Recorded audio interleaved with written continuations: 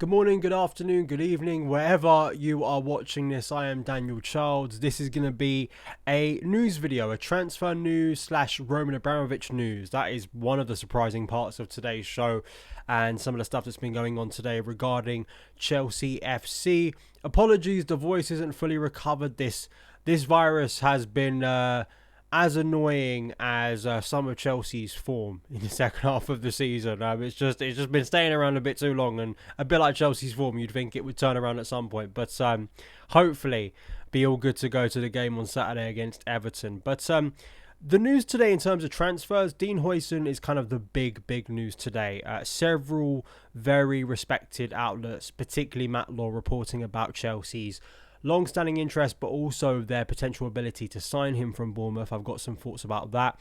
And then, as I've already said, Abramovich is going to break his silence on the Chelsea sale with not just Abramovich, but like a really interesting book that's going to be revealed and going to be released, and hopefully the author of the book will be coming onto the podcast when that does release, because I think there's so much to get into. So please like, subscribe, all of that good stuff. I'm going to be posting to my Substack before the end of the week. If you want to go over there, support the show for £4 a month, basically the price of a coffee.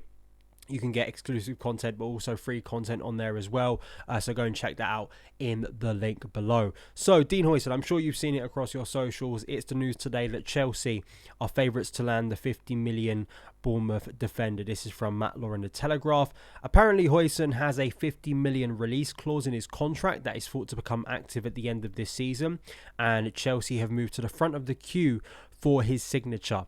Apparently, Maresca is keen for the club to sign a ball-playing central defender to complement Wesley Fofana and also help to mitigate the impact of his absence through injuries. There is also the fact that Chelsea are looking at other defensive targets. Matt Law mentions Ajax's Joel Hatto and Everton's Jared Brantwaite, who has also been linked to the likes of Man United, should they decide to look elsewhere. Huijsen is not a new name. He's not someone that's come out of the blue. This is a name I've spoken about on the show before, and we've heard in recent days that a number of clubs have been circling. Real Madrid, Liverpool, Arsenal, I think, Man United. So Miguel Delaney for The Independent was reporting this as well. Simon Phillips has reported this in the past week, that positive talks have been held. So it's kind of come to the fore today, where it looks like Chelsea, at least as we stand and as we sit here right now, as I sit here recording this, are front of the queue for what's probably been one of the best young centre-backs in the Premier League in terms of performance levels. Like most people, I think, would agree that he's had a really standout performance this year for Bournemouth, who have had a really positive season under Areola. So in terms of the player, and I want to make this abundantly clear from what I'm about to say, it's not about rubbishing the talent and the potential of the talent. That's not really my issue with this link. It's not that Dean Huijsen couldn't arrive at Chelsea for around 50 million, which, let's be honest, in the current market is not an insane figure, given he has a year of Premier League experience, and given what I would probably, value our defenders at for like a year of Premier League football. And he couldn't come in and provide a good asset for Chelsea. That's not the point. It's more like what profile and balance and experience-wise Chelsea clearly lack at the moment, and what frustrates people about Chelsea's recruitment policy that still remains looking for young players, looking for players with not a lot of experience, who sure have a lot of potential and talent, but how do you all bring that together? How do those players thrive and kind of learn off of older heads? Because there aren't any in the current dressing room. And this is a problem I've had across the squad, but particularly in central defence, where I think you do have talented players. You do have Levi Colwill, who I think people are very foolish to write off. Yes, he's had a difficult year, but he still is a very young defender.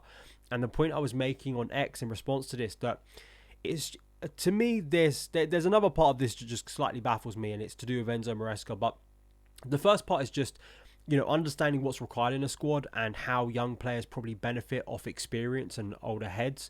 You look back to the very early years of John Terry at Chelsea, and he had the benefit of learning off Marcel Desailly, one of the best European centre-backs, had, played in World Cup finals, had, triumphed, and then arrived at Chelsea later on in his career, and I'm sure gained a lot from learning off Desailly. The most recent example that we could look at is, of course, Thiago Silva, probably the greatest example you have in recent times of young defenders being able to learn off someone wiser, more experienced, who's been there, seen it, done it, kind of gone through everything as a professional.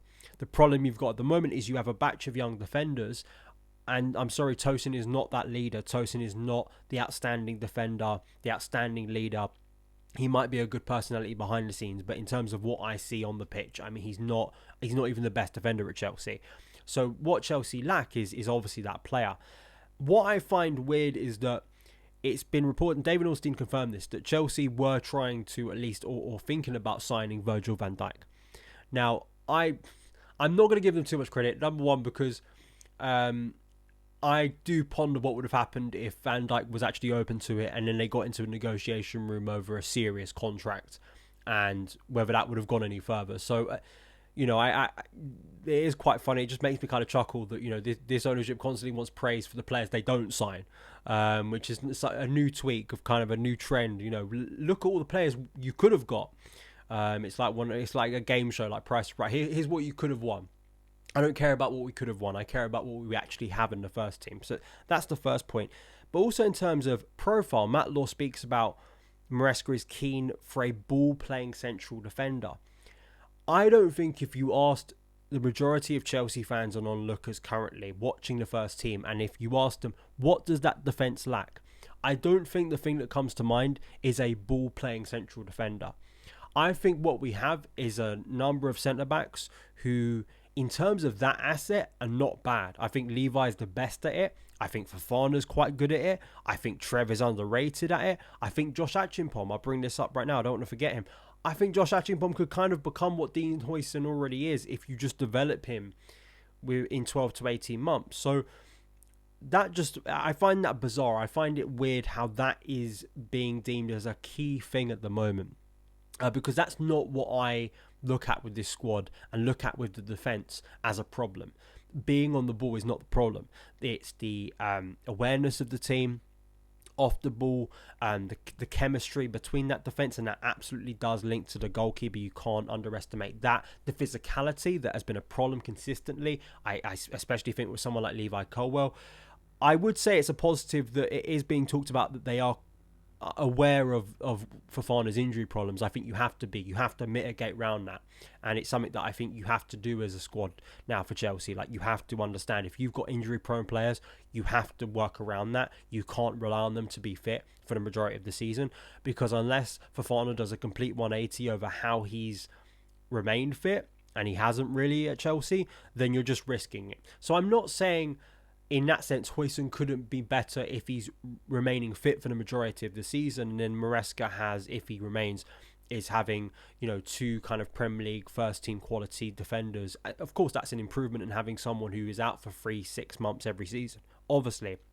But in terms of Dean Huijsen, unless he is a transformative generational talent, he will have the flaws and naive moments that everyone else in this current defence has, and that is my major concern, and I think it probably will be your concern as well. I think it's kind of a general concern I've seen in response to this. It's not, this is an awful player, why are we even going near him? It's like, we've already got a lot of these type of players, and unless he is freakishly good and can shake off the pressure, the scrutiny, and is just, already ready-made, I don't see that. I think that, unless you are, say, once in a generation, it is likely, as a young defender, you are going to make mistakes. There are going to be things that you still need to learn. And unless all these young defenders learn off each other and do something we haven't really seen in football, I don't see where the leadership is coming from. And I wouldn't say in terms of ball playing, that is the thing I'm most looking for. I want more commanding. I want a more commanding presence. I want a more vocal presence in that defence. A bit like goalkeeper. Ball playing is a nice complement. It's a nice addition to a centre-back. What I think most people judge a centre-back by is not what they do with the ball at their feet.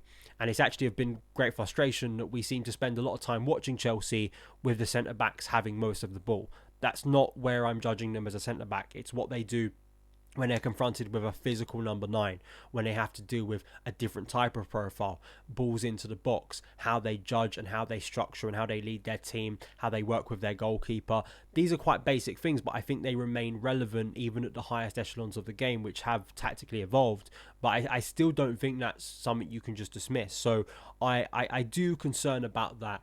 I'm not saying there's an abundance of those players out there. I just find it weird that you go from Virgil van Dijk to Dean Huijsen. It's kind of like a massive swing as well in experience, like in profile, which is a consistent thing I'm concerned about with Chelsea is the way we vary from profile to profile, and it doesn't seem that matched up. Let me know your thoughts. If Chelsea sign Huijsen, I'm not going to sit here and say, it's the worst signing we've ever made. Obviously, that's stupid. I could see a scenario where he comes in and continues what he's done at Bournemouth and is a good centre-back and could develop into an even better one. However, I do think then you risk being sat here in 12 months with another situation like we have currently, where, sure, the likes of Levi and Fofana, and I don't think Trev is likely to stay, but if he does stay, and obviously Josh Achimbom, what happens to his development in this? That's the other thing as well. There will be another Dean Huijsen in 12 months and another batch of players like that people want us and feel like we have to sign. Why can't you just develop internally, bring in an older head that maybe costs you more in wages, but I think the impact that will have on the group entirely will maybe be more significant in the long term than, this sounds dismissive, but flavour of the month signings that we've made so often. That's just my thought. Do you agree, disagree? Let me know in the comments below. So the other big story today, and I don't think you can underwrite this because this is something we have very rarely seen. Roman Abramovich is going to break his silence on the Chelsea sale. This was an exclusive this morning via Nazar Kinsella from the BBC. And obviously there is a bit more detail to this. And it's regarding a new book that is going to be released this summer after giving his first interview in 4 years. Now, of course, the background is that Abramovich remains sanctioned by the UK government due to alleged links to Russian President Vladimir Putin, and has conducted a 2-part interview about the sale of Chelsea in 22 to American consortium Bowley and Clear Lake. The interviews took place in Abu Dhabi in January of this year and in Istanbul last year, and are going to include Abramovich's account of his initial takeover at Chelsea way back in 2003. The sanctions, his efforts in the previous peace process, and his suspected poisoning in March of 2022. The book is named Sanctioned, the inside story of the sale of Chelsea FC, is written by Nick Purwell, and will also tell other stories from that accelerated 95-day sale. So just a quick thing here.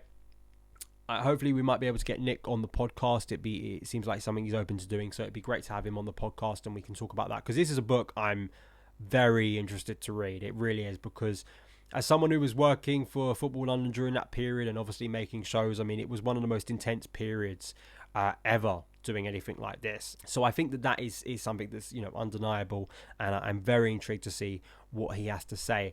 You can't completely forget the irony of when this book is being released, what's happened since the takeover in 2022, how Chelsea fans perceive the current ownership and direction of travel. If Chelsea fail to get Champions League football, if the season doesn't end positively, I'm sure this book will gain even more prominence in the minds of Chelsea fans because of what was lost and what many people still feel, whether you agree or disagree with them, was something that should have never happened, or at least is unfair. There still is a lot and context around this, but I'm very intrigued to read it. I want to hear your thoughts in the comments below. Even if you're not someone who reads a lot of football books, I think if you're a Chelsea fan, it may be required reading, because I really do think it is a book that it is going to definitely catch headlines, and of course we will cover it hopefully on the show extensively. I just do want to quickly bring up this at the final bit of this show. Simon Phillips reported that Rafael Leao is back on Chelsea's radar with apparently fresh agent discussions. We know that Chelsea are looking for a new winger. This is what Simon Phillips reports, that they've learned that AC Milan winger Leao is now back on Chelsea's radar.